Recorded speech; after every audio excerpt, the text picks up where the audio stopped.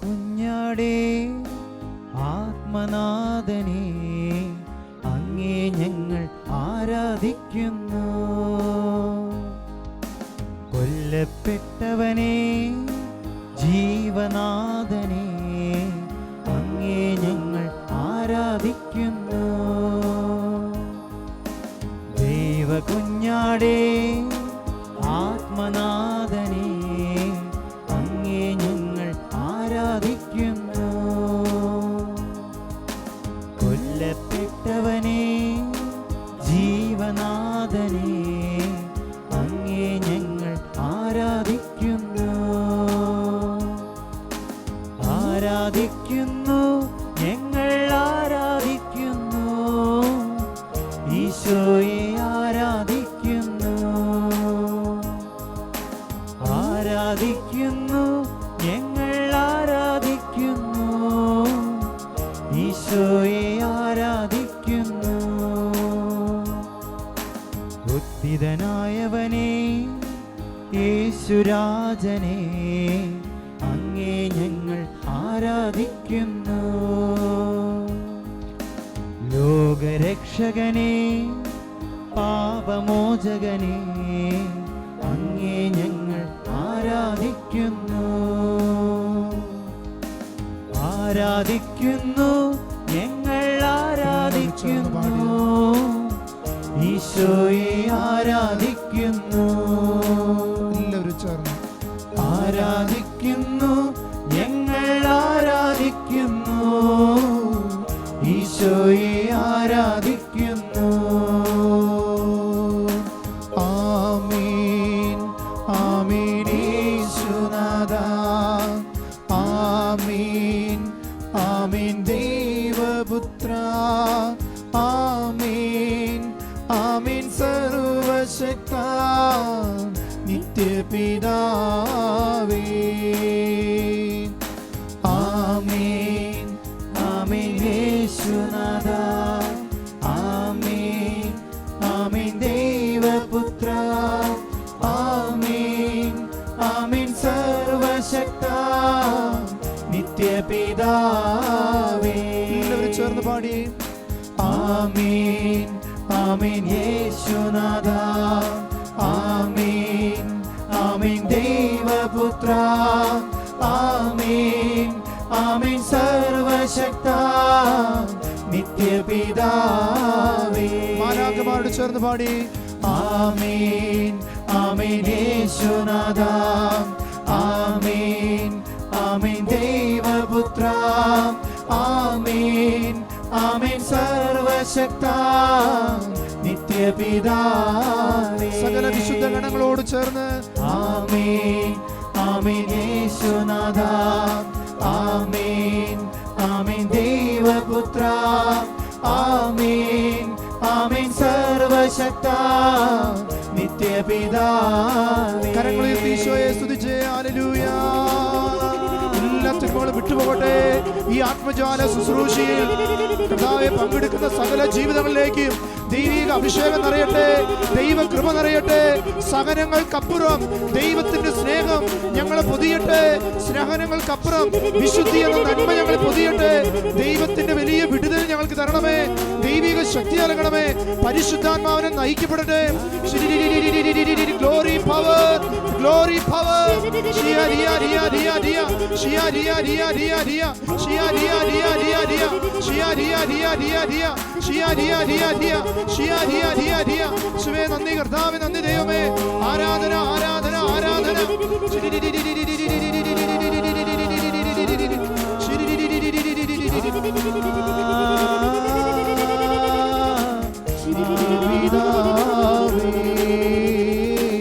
നിത്യപിതാവേ നിത്യപിതാവേ നിത്യപിതാവേ. പരിശുദ്ധ പരമ ദിവ്യകാരുണ്യത്തിന് എന്നേരവും ആരാധനയും സ്തുതിയും പുകഴ്ചയും ഉണ്ടായിരിക്കട്ടെ. ഞങ്ങൾക്ക് വേണ്ടി സഹനങ്ങൾ ഏറ്റെടുത്ത് അപ്പത്തിൽ സഹനത്തിൻ്റെ രൂപത്തിൽ ഞങ്ങളുടെ സഹനങ്ങൾക്ക് പ്രതീക്ഷ നൽകുന്ന പരിശുദ്ധ പരമ ദിവ്യകാരുണ്യത്തിന് എന്നേരവും ആരാധനയും സ്തുതിയും പുകഴ്ചയും ഉണ്ടായിരിക്കട്ടെ. അകലങ്ങളിലല്ല, ഞങ്ങളുടെ അരികിലിരുന്ന് ഞങ്ങളെ ആശ്വസിപ്പിക്കുന്ന പരിശുദ്ധ പരമ ദിവ്യകാരുണ്യത്തിന് എന്നേരവും ആരാധനയും സ്തുതിയും പുകഴ്ചയും ഉണ്ടായിരിക്കട്ടെ. നമുക്ക് ശാന്തമാകാം. ദൈവത്തിൻ്റെ സാന്നിധ്യം നമ്മുടെ കൂടെയുണ്ടെന്ന് നമുക്ക് വിശ്വസിക്കാം. അതൊരു യാഥാർത്ഥ്യമാണ്, അനുഭവിക്കുന്നവർക്ക് ദൈവം നൽകുന്നൊരു സത്യം. സ്നേഹമുള്ളവരെ, ആത്മജ്വാല എന്നത് പാതയിൽ വിളക്കും പാതയിൽ പ്രകാശവുമായിട്ട് ദൈവം നിൻ്റെ ജീവിതത്തിലേക്ക് കടന്നു വരുന്നതാണ് ആത്മജ്വാല എന്നുള്ളത്. ഈ ശുശ്രൂഷയിൽ ഓരോ പ്രഭാതങ്ങളും പ്രദോഷങ്ങളിൽ നിങ്ങളിരുന്ന് ഈ ശുശ്രൂഷയിൽ പങ്കെടുക്കുമ്പോൾ ദൈവം നിങ്ങളുടെ അരികിലേക്ക് കടന്നു വരുന്നുണ്ട്. ഇന്ന് നമ്മൾ ഈ ദിവ്യകാരുണ്യ ആരാധനയിൽ നമ്മൾ ചിന്തിക്കാൻ പോകുന്ന വിഷയം ഇപ്രകാരമാണ്: നിൻ്റെ സങ്കടം അറിയാൻ കഴിവുള്ള ഒരു ദൈവമാണ് നിനക്കുള്ളത്. നിൻ്റെ സങ്കടങ്ങളെ ആഴത്തിലറിയാൻ കഴിവുള്ളൊരു ദൈവമാണ് നിനക്കുള്ളത്. അതൊരു വ്യക്തി മനസ്സിലാക്കുമ്പോഴാണ് ഈശോയോടുള്ള സ്നേഹം നമുക്ക് വർദ്ധിക്കുക. സ്നേഹമുള്ളവരെ, അതിനൊരു കാരണമുണ്ട്. സഹിക്കാതെ സഹിക്കാൻ പറയുന്നവനല്ല ദൈവം.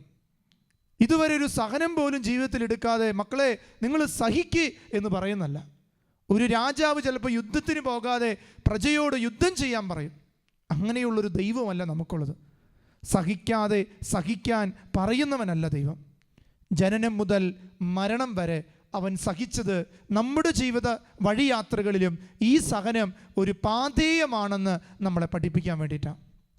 അതുകൊണ്ട് സഹിക്കാതെ സഹിക്കാൻ പഠിപ്പിക്കുന്നതല്ല, സഹിച്ചുകൊണ്ട് സഹനത്തെ ജീവിതത്തിൽ മാതൃകയാക്കണമെന്ന് പഠിപ്പിക്കുന്നവനാണ് യേശു ക്രിസ്തു. അവൻ ഏറ്റെടുത്ത സഹനങ്ങളോട് തുലവും നിസ്സാരമാണ് ഞാനും നിങ്ങളും ഈ കാലഘട്ടങ്ങളിൽ കടന്നു പോകുന്ന സഹനമെന്ന് നമ്മൾ തിരിച്ചറിയണം. സങ്കീർത്തന പുസ്തകം 69 അധ്യായം 29 വാക്യം പറയുന്നുണ്ട്. സങ്കീർത്തനം 69:29, ഞാൻ പീഡിതനും വേദന തിന്നുന്നവനുമാണ്. ദൈവമേ, അങ്ങയുടെ രക്ഷ എന്നെ സമുദ്ധരിക്കട്ടെ. ഞാൻ പീഡിതനും വേദന തിന്നുന്നവനുമാണ്.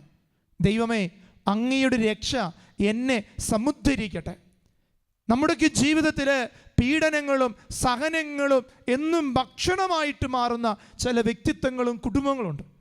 അവരോട് പറയാണ്, ദൈവമേ, അങ്ങയുടെ രക്ഷ, അങ്ങ് കുരിശിലെടുത്ത രക്ഷ, അങ്ങ് പീഡ സഹിച്ച് ഏറ്റെടുത്ത രക്ഷ എന്നെ ഈ സഹനത്തിൽ നിന്ന് സമുദ്ധരിക്കട്ടെ. ഇതാണ് യഥാർത്ഥത്തിൽ നമ്മുടെയൊക്കെ ജീവിതത്തിൽ ആത്മജ്വാലയായിട്ട് മാറേണ്ടത്, ജീവിക്കാൻ ഒരു പ്രചോദനമായി മാറേണ്ടത്. എൻ്റെ ദൈവം ഏറ്റെടുത്ത സഹനങ്ങൾ, എൻ്റെ ഈ കാലഘട്ടത്തിലെ സഹനം എനിക്ക് ഭക്ഷണമായി മാറുമ്പോൾ അത് സമുദ്ധരിക്കാനുള്ള ഒരു കൃപ. അതുകൊണ്ടല്ല സ്നേഹമുള്ളവരെ, വെളിപാടിൻ്റെ പുസ്തകം 21 അധ്യായം 4 മുതൽ 7 വരെയുള്ള തിരുവചനങ്ങൾ നമ്മുടെ ഹൃദയങ്ങളിൽ ചിന്തയിലും എന്നും കുറിച്ചിടേണ്ടതാണ്. വചനപ്രകാരമാണ് പറയുന്നത്, അവിടുന്ന് അവരുടെ മിഴികളിൽ നിന്ന് കണ്ണീർ തുടച്ചു നീക്കും. ഇനി മരണമുണ്ടാവുകയില്ല. ഇനിമേൽ ദുഃഖമോ മുറവിളിയോ വേദനയോ ഉണ്ടാവുകയില്ല. പഴയതെല്ലാം കടന്നുപോയി. സിംഹാസനത്തിൽ ഇരിക്കുന്നവൻ പറഞ്ഞു, ഇതാ സകലവും ഞാൻ നവീകരിക്കുന്നു. അവൻ വീണ്ടും പറഞ്ഞു, എഴുതുക, ഈ വചനങ്ങൾ വിശ്വാസയോഗ്യവും സത്യവുമാണ്. പിന്നെ അവൻ എന്നോട് പറഞ്ഞു, സംഭവിച്ചു കഴിഞ്ഞു. ഞാൻ ആൽഫയും ഒമേഗയുമാണ്, ആദ്യവും അന്ത്യവും. ദാഹിക്കുന്നവൻ ജീവജലത്തിൻ്റെ ഉറവയിൽ നിന്ന് സൗജന്യമായി ഞാൻ കൊടുക്കും. വിജയം വരിക്കുന്നതിന് ഇവയെല്ലാം അവകാശമായി ലഭിക്കും. ഞാൻ അവന് ദൈവവും അവൻ എനിക്ക് മകനുമായിരിക്കും. സ്നേഹമുള്ളവരെ, വെളിപാടിൻ്റെ പുസ്തകങ്ങളുടെ അവസാനത്തെ അധ്യായത്തിലേക്ക് പ്രവേശിക്കുന്നതിന് മുമ്പുള്ള 21 അധ്യായത്തിലെ ആഴത്തിൽ നമ്മളെ പഠിപ്പിക്കുക. അവിടുന്ന് അവരുടെ മിഴികളിൽ നിന്ന് കണ്ണീർ തുടയ്ക്കും. ക്രിസ്തുവിൻ്റെ സഹനത്തോട് താതാത്മ്യപ്പെട്ട് ചേർന്ന് നിൽക്കുന്ന ജീവിതങ്ങളുടെ മിഴികളിലെ കണ്ണീര് ദൈവം തുടയ്ക്കും. കാരണം അവൻ്റെ ജീവിതത്തിൽ വിശുദ്ധിയോടെ സഹനത്തെ കണ്ടുവെന്നുള്ളതാണ്. ഇനിമേൽ അവരുടെ ജീവിതത്തിൽ പാപമെന്ന മരണം കടന്നു വരില്ല. അവർ സഹനത്തെ കൃപയായി കണ്ടു എന്നുള്ളതാണ്. സ്നേഹമുള്ളവരെ, എന്നിട്ട് പറയാ, ഇനി അവരുടെ ജീവിതത്തിൽ ദുഃഖമോ മുറവിളിയോ വേദനയോ ഉണ്ടാകില്ല. എന്തു വന്നാലും ക്രിസ്തുവിൻ്റെ സഹനത്തോട് തുലനം ചെയ്യുമ്പോൾ സഹനങ്ങളെല്ലാം ഒന്നുമല്ലാതെയായി തീരുകയാണ്. അതാണ് വിശുദ്ധരുടെ ജീവിതം, രക്തസാക്ഷികളുടെ ജീവിതം നമുക്ക് മുന്നിൽ വരച്ചു കാട്ടുന്നത്. സ്നേഹമുള്ളവരെ, സകലതും കർത്താവിന് നവീകരിക്കും. യേശു പറയാ, സിംഹാസനത്തിലിരിക്കുന്നവൻ, ഈ ദിവ്യകാരണത്തിലിരിക്കുന്നവൻ നിന്നെ നോക്കി പറയാ, സിംഹാസനത്തിലിരിക്കുന്നവൻ പറയാ, വീണ്ടും ഞാൻ വരും, ഞാൻ സകലത്തെയും നവീകരിക്കും. സഹിക്കുന്നവനോട് ചേർന്ന് നിന്ന് അവൻ്റെ കുരിശിലെ ബലികൾ ബലിപീഠത്തിൽ അർപ്പിക്കപ്പെടുമ്പോൾ അതൊരു കൃപയായി നമ്മുടെ ജീവിതത്തിലേക്ക് ഒഴുകും. സ്നേഹമുള്ളവരെ, അതുകൊണ്ട് ഈ വചനം സത്യമാണ്. അവൻ ആൽഫയും ഒമേഗയുമാണ്, ആദ്യവും അന്ത്യവും. ജീവിതത്തിൽ സഹനങ്ങളെ ജീവിതം കൊണ്ട് വരച്ച് കാണിച്ചത് അവൻ്റെ ആദ്യത്തിലും അന്ത്യത്തിലും ഇന്നും നമുക്ക് അത് കൃപയായിട്ട് മാറുന്നുണ്ട്. അതുകൊണ്ട് സ്നേഹമുള്ളവരെ, എങ്ങനെ എൻ്റെ ദൈവം സഹിക്കാൻ നമ്മളോട് പറഞ്ഞു, എങ്ങനെ ജീവിതത്തിൽ സഹനം കാണിച്ചു എന്ന് സഹിക്കാൻ നമ്മളോട് പറഞ്ഞു, അത് മനസ്സിലാക്കണം. അല്ലെങ്കിൽ ഈ കാലഘട്ടത്തിൽ മനുഷ്യൻ പറയാറുണ്ട്, ദൈവത്തിന് പറയാം, സഹിക്കുന്നത് ഞങ്ങളല്ലേ. എന്നാൽ സ്നേഹമുള്ളവരെ, ക്രിസ്തുവിൻ്റെ സഹനം എന്താണ്? അവൻ്റെ സഹന വഴി എന്താണ്? അവൻ ദൈവപുത്രനായിരുന്നിട്ടും മനുഷ്യൻ്റെ സമാനതകൾ നിലനിർത്തിക്കൊണ്ട് ഈ ഭൂമിയിൽ ജീവിച്ച് മനുഷ്യന് ദൈവത്തോളം ചേർന്ന് നിൽക്കാൻ സാധിക്കുമെന്ന് സഹനം കൊണ്ട് പഠിപ്പിച്ചവനായിരുന്നു യേശു. അതുകൊണ്ട് യേശുവിൻ്റെ സഹന വഴികൾ നമുക്കൊന്ന് ചിന്തിക്കാം. ഒന്നാമതായിട്ട്, ഗർഭാവസ്ഥയിൽ തന്നെ സംശയിക്കപ്പെട്ട ഒരു ശിശു. യേശു ഈ ഭൂമിയിൽ ജനിക്കുന്നത് തന്നെ സംശയങ്ങളുടെ ഒരു കൂടാരത്തിലാണ്. നമ്മൾ ആരെങ്കിലും അപ്രകാരം സംശയിക്കപ്പെട്ടിട്ടുണ്ടോ? നമ്മുടെ അമ്മയുടെ ഉദരത്തിൽ വെച്ച് ആരെങ്കിലും ഈ കുഞ്ഞിനെ പറ്റി സംശയിച്ചിട്ടുണ്ടോ? സ്നേഹമുള്ളവരെ, ഒരിക്കലും ചിലപ്പോൾ സംഭവിച്ചിട്ടുണ്ടാകും. ചില വേറിട്ട സംഭവങ്ങൾ ഈ കാലഘട്ടത്തിൽ സംഭവിക്കാറുണ്ട്. എന്നാൽ നമ്മുടെ ജീവിതത്തിൽ ഒന്ന് വ്യക്തിപരമായി ചിന്തിക്കുക, യേശു ജനിക്കുന്നത് പോലും സംശയത്തിൻ്റെ ഇടനാഴികളിലാണ്. മത്തായി ശ്ലീഹായുടെ സുവിശേഷം 1-ാം അധ്യായം 19-ാം വാക്യം പറയുക, അവളുടെ ഭർത്താവായ ജോസഫ് നീതിമാനാകയാലും അവൾ അപമാനിതയാകാൻ ഇഷ്ടപ്പെടായാലും അവളെ രഹസ്യമായി ഉപേക്ഷിക്കാൻ തീരുമാനിച്ചു. ഉദരത്തിലായിരിക്കുമ്പോൾ തന്നെ സംശയിക്കപ്പെട്ടതിൻ്റെ വേദന ഈശോയ്ക്കുണ്ടായിരുന്നു. പിന്നീട് പറയുന്നത്, രണ്ടാമതായിട്ട് പറയുന്നത്, ജീവിക്കാൻ ഇടം കിട്ടാതെ ശിശു വഴിയോരത്ത് നടക്കുന്നു. ജീവിക്കാൻ ഇടം കിട്ടാതെ വഴിയോരങ്ങളിൽ നടക്കുന്നു. അതുകൊണ്ട് ലൂക്കായുടെ സുവിശേഷം 2-ാം അധ്യായം 7-ാം വാക്യം പറയുന്നുണ്ട്, അവനെ പിള്ളക്കച്ച് കൊണ്ട് പൊതിഞ്ഞ് പുൽത്തൊട്ടിയിൽ കിടത്തി. കാരണം നസ്രത്തിൽ അവർക്ക് സ്ഥലം കിട്ടിയില്ല. അവന് ജനിക്കാൻ പോലും സ്ഥലം ഉണ്ടായിരുന്നില്ല. സ്നേഹമുള്ളവരെ, നമ്മളെല്ലാം ഹൈടെക് ഹോസ്പിറ്റലുകളുടെ എവിടെയൊക്കെയോ ജനിച്ച് പിറന്നു വീണവരാ. അവൻ കാലിത്തൊഴുത്തിൽ കാലികളുടെ കാഷ്ടങ്ങൾക്കിടയിൽ പിറന്നു വീഴുമ്പോൾ അവൻ്റെ വേദന എന്താണെന്ന് തിരിച്ചറിയണം. മനുഷ്യന് സങ്കല്പിക്കാൻ പറ്റുന്നതിനേക്കാൾ അപ്പുറം കടന്നു വന്ന ജന്മമായിരുന്നു അവൻ്റെ. പിന്നീട് പറയുന്നത്, ജീവൻ നിലനിർത്താൻ പലായനം ചെയ്യപ്പെടേണ്ടി വന്നവൻ. ഹെരോദസ് ശിശുവിനെ വധിക്കാൻ ഒരുങ്ങിയപ്പോൾ അവനെയും കൊണ്ട് അവൻ്റെ മാതാപിതാക്കൾ ഈജിപ്തിലേക്ക് പലായനം ചെയ്യുന്നു. ജനിച്ചിട്ട് ജീവിക്കാൻ ആഗ്രഹിക്കുമ്പോൾ പോലും ആ മുറിവുകൾ, വേദനിപ്പിക്കുന്ന അനുഭവങ്ങൾ, അവനെ കൊന്നൊടുക്കാൻ നോക്കും, രക്ഷകനെ കൊന്നൊടുക്കാൻ. അതുപോലെ നമുക്കാർക്കെങ്കിലും ഉണ്ടായിട്ടുണ്ടോ? സ്നേഹമുള്ളവരെ, ക്രിസ്തു നമുക്ക് മുമ്പേ നമ്മെക്കാളധികം സഹിച്ചവനാ. അതുകൊണ്ടാണ് സഹനത്തിനൊരു കൃപയുണ്ടെന്ന് ഈശോ പഠിപ്പിക്കുന്നത്. നാലാമതായി, ചെറുപ്പത്തിൽ അമ്മ വിധവയാകുന്നൊരു അനുഭവം. തൻ്റെ ജീവിത പങ്കാളി മരിച്ചുപോയി, പരിശുദ്ധ അമ്മ ഔസേപ്പിതാവ് മരിച്ചു പോകും. ചെറുപ്പത്തിൽ തന്നെ ഒരു അപ്പൻ്റെ സ്നേഹത്തിൻ്റെ ആഴം നഷ്ടപ്പെടുന്നൊരു വേദന ഈശോയ്ക്കുണ്ടായിട്ടുണ്ടാവില്ലേ? എന്നാൽ അവൻ ദൈവപുത്രനായിരുന്നു, മനുഷ്യനായിരുന്നു. നമ്മുടെ ജീവിതത്തിലും ചില സഹനങ്ങളുണ്ട്. പിന്നീട് ഈശോയെ പറയപ്പെടുന്ന മരപ്പണിക്കാരൻ, അപ്പനില്ലാത്തവൻ എന്നൊക്കെയും പറഞ്ഞ വേദനകൾ ഈശോയ്ക്ക് ഉണ്ടായിട്ടുണ്ട്. സ്നേഹമുള്ളവരെ, ചിലപ്പോൾ നമ്മുടെയൊക്കെ ജീവിതത്തിൽ ഇങ്ങനെയുള്ള സഹനങ്ങൾ ബാല്യത്തിൽ കടന്നു പോയിട്ടുണ്ടാവും. ഇത് ഈശോയും സഹിച്ചിട്ടുണ്ടെന്ന് ഈശോ നമ്മളെ പഠിപ്പിക്കുക. ചെറുപ്പത്തിൽ അമ്മയുടെ വേദനകളെ അറിഞ്ഞവൻ, ജോലി ചെയ്ത് അമ്മയോട് ചേർന്ന് നിന്നവൻ. ഇതൊക്കെ ഈശോയുടെ ജീവിതത്തെ നമ്മൾ ദൈവവചനത്തിൻ്റെ ആഴങ്ങളിൽ കാണുന്നതാണ്. യൗവനത്തിൽ കളിയാക്കുന്നൊരു അനുഭവം ഉണ്ടാകുന്നുണ്ട്. ഇവൻ വേശ്യകളോടൊപ്പം സംസാരിക്കുന്നു, ചുങ്കക്കാരോടൊപ്പം ഭക്ഷണം കഴിക്കുന്നു. എല്ലാവരെക്കാളും നിന്ദിതരായൊരു കാലഘട്ടം. യൗവനത്തിൽ അത്ഭുതങ്ങൾ ചെയ്തിട്ടും അത്ഭുതങ്ങൾക്ക് പകരം അവന് കിട്ടിയത് മുറിപ്പെടുത്തുന്ന വാക്കുകളാണ്. നമ്മുടെയൊക്കെ ജീവിതത്തെ കടന്നു പോകുന്നുണ്ട്. സ്നേഹമുള്ളവരെ, യൗവനത്തിലും ഒത്തിരി വേദന അനുഭവിക്കുന്നുണ്ട് പറ്റ യേശുവിൻ്റെ ജീവിതം. പിന്നീട് പറയുന്നത്, കൂടെ ഉണ്ടായിരുന്നവർ, കൂടെ കൊണ്ടു നടന്നവർ അവൻ ഉപേക്ഷിച്ചു പോകുന്നു. വഴിയോരത്ത് ഉപേക്ഷിച്ചു പോവുകയാണ്. അവൻ്റെ ജീവിതത്തിലെ സഹനത്തിൻ്റെ ഏറ്റവും പരിപൂർണതയിൽ എത്തുമ്പോൾ കൂടെ കൊണ്ടു നടന്ന് സഹായിക്കാനുണ്ടെന്ന് പറഞ്ഞവരെല്ലാം കൂട്ടം വിട്ടുപോകുന്നു. ഓശാന പാടിയർ കല്ലെടുത്തെറിയുന്നു. 5 അപ്പം തിന്ന് വയറ് നിറച്ചവര് അവനെ കൊന്നൊടുക്കുക എന്ന് അധരം കൊണ്ട് പറയുന്നു. സ്നേഹമുള്ളവരെ, ഏഴാമതായിട്ട് ആ ഈശോയുടെ ജീവിതത്തെ സഹനം, ഒറ്റുകാരനായി കൂടെ നടന്നവൻ, വില കൊടുത്ത് വിലയുള്ളവനാക്കി മാറ്റിയിട്ടും അവൻ ഒരു ഒറ്റുകാരനായിട്ട് മാറി. അവനായിരുന്നു യൂദാസ്. കൂട്ടത്തിൽ ഏറ്റവും വില കൊടുത്തത് യൂദാസിനായിരുന്നു. ആദ്യം ബലിയർപ്പിച്ചപ്പോൾ സ്വന്തം ശരീരം വിളമ്പി അവൻ്റെ വായിൽ വെച്ച് കൊടുത്തത് ആ ദൈവത്തിന് കിട്ടിയത് ഒറ്റുകാരൻ്റെ ഒറ്റ ചുംബനമായിരുന്നു. നമുക്കും ജീവിതത്തിൽ ഇതുപോലെ സഹനങ്ങളുണ്ടായി. കൂടപ്പിറപ്പ് ഒറ്റപ്പെടുത്തുമ്പോൾ നമ്മളും നോക്കുക, ക്രിസ്തു അവരോടൊന്നും പരാതി പറയാതെ സഹനത്തെ സ്വീകരിച്ചു. തള്ളിപ്പറയുന്ന, കൂട്ടം വിട്ടുപോകുന്ന കൂട്ടുകാർ, കൂട്ടത്തിലിരുന്ന് തള്ളിപ്പറയുക. സഹോദരരെ, തള്ളിപ്പറച്ചിലുകൾ ഇന്നും നമ്മുടെ ജീവിതത്തിലില്ലേ? യേശു അതിനു മുമ്പേ സഹിച്ചിട്ടുണ്ടെന്നേ. വലിയ മാർപ്പാപ്പയാക്കാൻ ഒരുക്കി വെച്ചവൻ തള്ളിപ്പറഞ്ഞത് ഒരു സാധാരണക്കാരി സ്ത്രീയുടെ മുന്നിലാണ്. കൂട്ടം വിട്ട് എല്ലാം ഓടിപ്പോയി, ഒറ്റയ്ക്ക് നിൽക്കേണ്ടി വന്നു. 4 കോടതി മുറിയിൽ ഒറ്റയ്ക്ക് നിന്ന് തൻ്റെ ജീവിത സാക്ഷ്യത്തെ തെളിയിക്കാൻ വാദിച്ചവരാണ് യേശു ക്രിസ്തു. സ്നേഹമുള്ളവരെ, ഒറ്റപ്പെടലുകളിലും ക്രിസ്തു നിൻ്റെ കൂടെയുണ്ടെന്ന് തിരിച്ചറിയുക. സ്വന്തം അമ്മയുടെ മുന്നിൽ ക്രൂരമായി പീഡനങ്ങളേറ്റ് കാൽവരിയിൽ സഹിച്ചവനാണ് യേശു. സ്വന്തം അമ്മയുടെ മുന്നിൽ കാൽവരിയിൽ കിടന്ന് പിടഞ്ഞ യേശു ക്രിസ്തു, നഗ്നനാക്കപ്പെട്ട നസ്രായനായ യേശു ക്രിസ്തു.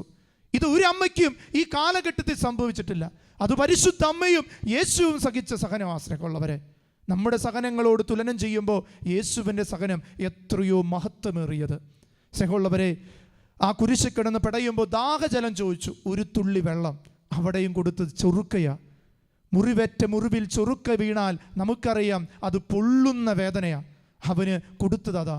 നല്ല വെള്ളം പോലും മരണസമയത്ത് ഒരു മരണത്തിൻ്റെ വിനാഴികയിൽ ലോകത്തിൻ്റെ നിയമം അനുസരിച്ച് തൂക്കിലേറ്റ് വന്നവൻ ചോദിക്കുന്ന എന്തും കൊടുക്കും, അത് നല്ലത് കൊടുക്കും.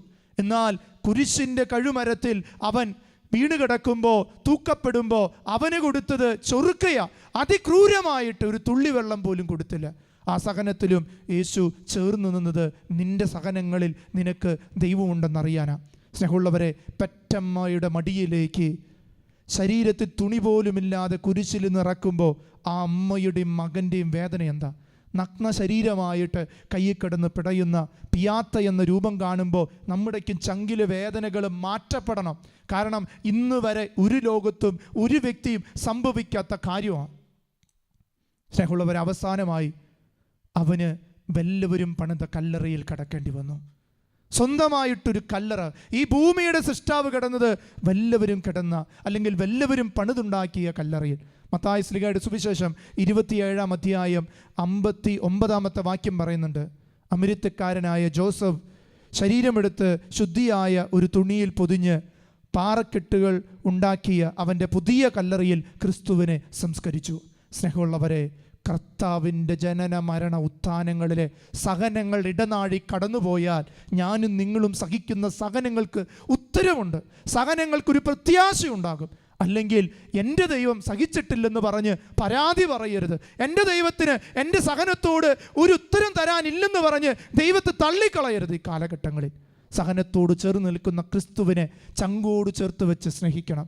ഇത്ര നല്ല സ്നേഹത്തെ എവിടെ നിന്ന് കിട്ടാനാ? ഇത്ര നല്ല മഹത്വത്തെ എവിടെ നിന്ന് അനുഭവിക്കാനാ?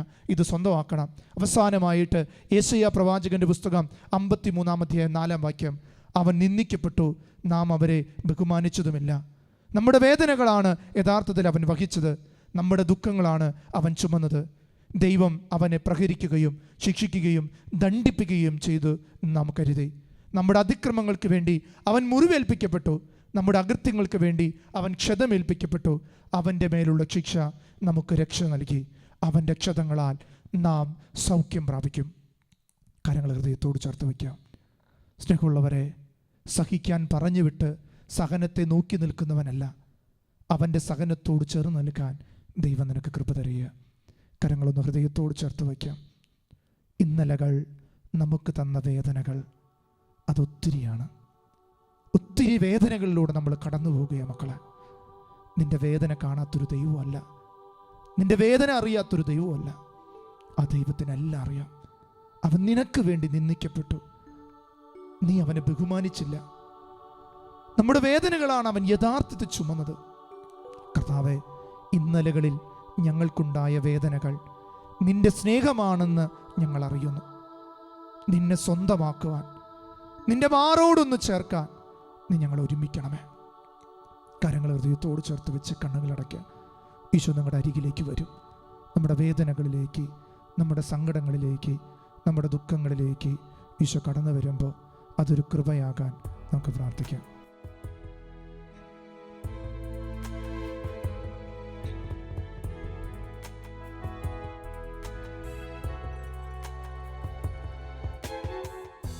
ഇന്നലകൾ തന്ന വേദനകൾ നിൻ സ്നേഹമാണെന്ന് അറിഞ്ഞില്ല. ഇന്നലകൾ തന്ന വേദനകൾ നിൻ സ്നേഹമാണെന്ന് അറിഞ്ഞില്ല. നിൻ സ്വന്തമാകുവാൻ മാറോടു ചേർക്കുവാൻ ഇനിയൊരുക്കുകയായിരുന്നു. നിൻ സ്വന്തമാകുവാൻ മാറോടു ചേർക്കുവാൻ ഇനിയൊരുക്കുകയായിരുന്നു. ദൈവസ്നേഹമിത്ര സുന്ദരം, ഇത്ര നല്ല ദൈവത്തോടു ഞാൻ എന്തു ചെയ്തു നന്ദി ചൊല്ലിടും. എൻ്റെ കൊച്ചു ജീവിതത്തെ ഞാൻ നിന്റെ മുൻപിൽ കാഴ്ചയേകിടാം.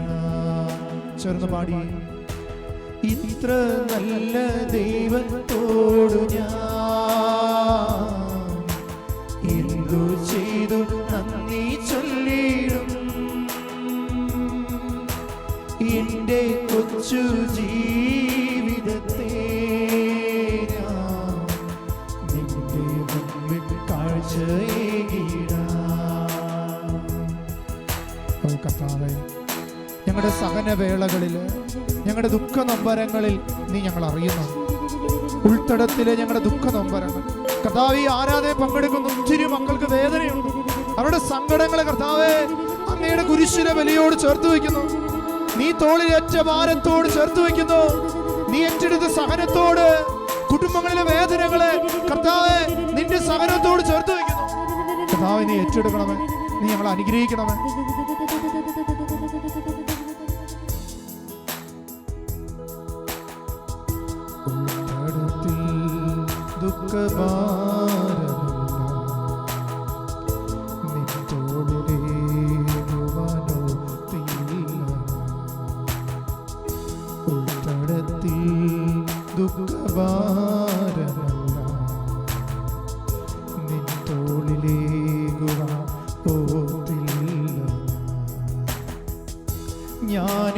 ഞാനേകനാകുമ്പോൾ, മാനസം നീറുമ്പോൾ നിൻ ജീവനേകുകയായിരുന്നു. ഞാനേകനാകുമ്പോൾ, മാനസം നീറുമ്പോൾ നിൻ ജീവനേകുകയായിരുന്നു. ദൈവമാണ് ഏക ആശ്രയം. കരങ്ങൾ ഉയർത്തിന്ന് പാടി. ഇത്ര നല്ല ദൈവത്തോടു ഞാൻ എന്തു ചെയ്തു നന്ദി ചൊല്ലിടും. എൻ്റെ കൊച്ചു ജീവിതത്തെ ഞാൻ നിന്റെ മുൻപിൽ കാഴ്ചയേകിടാം. എല്ലാവരും ചേർന്ന് പാടി, സ്തുതിച്ച് പാടി. ഇത്ര നല്ല ഹല്ലേലൂയ. കർത്താവേ, അങ്ങ് ശക്തി നൽകണമേ, കൃപ നൽകണമേ. എന്തു ചെയ്തു നന്ദി ചൊല്ലിടും. എൻ്റെ കൊച്ചു ജീവിതത്തെ ഞാൻ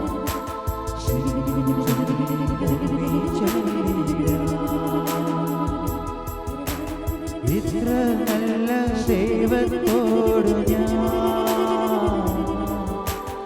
എന്തു ചെയ്തു നന്ദി ചൊല്ലിടും. എൻ്റെ കൊച്ചു ജീവിതത്തെ ഞാൻ നന്ദി